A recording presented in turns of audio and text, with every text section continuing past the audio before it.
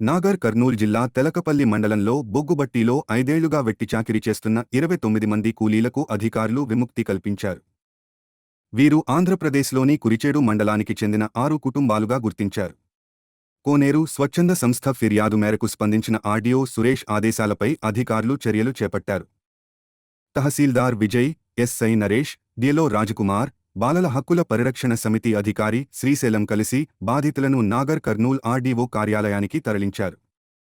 బాధితులకు అవసరమైన సహాయం అందించేందుకు అధికారులు చర్యలు చేపడుతున్నారు.